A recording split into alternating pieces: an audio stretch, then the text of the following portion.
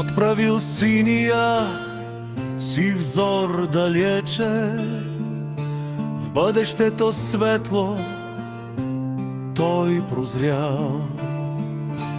Пътят мучи и пътли не пресече, словата огнени къде ли не той бе излял.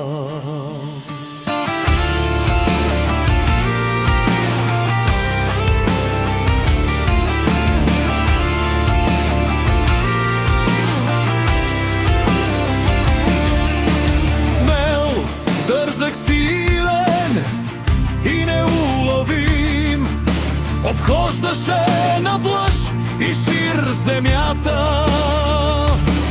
Ще помним вечно подвигът му несравним, за него песни винаги ще пеят и децата. Неуморно бродеше из робските земи, думите му палеха неискрия огньове.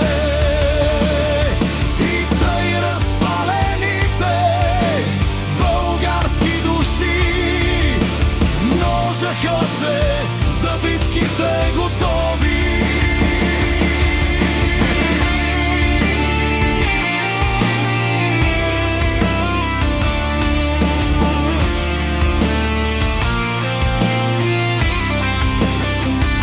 Кълняха се мъжете над Библия и револвер, изграждаха се тайни комитети.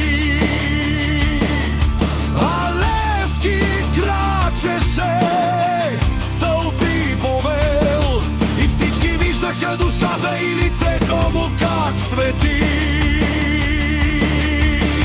С огнени пламенни слова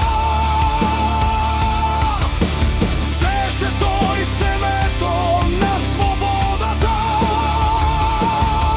Духите робски нямаше веч тъмнина, а само вяра и ясен път към светлината.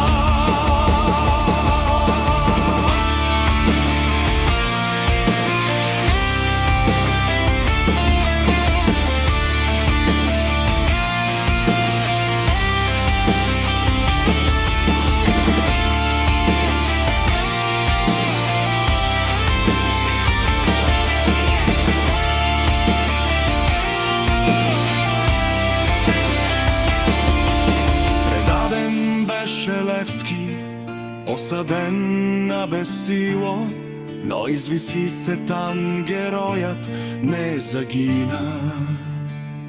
Остана той завинаги, изгрящ като светило, светъл лъч в историята на нашата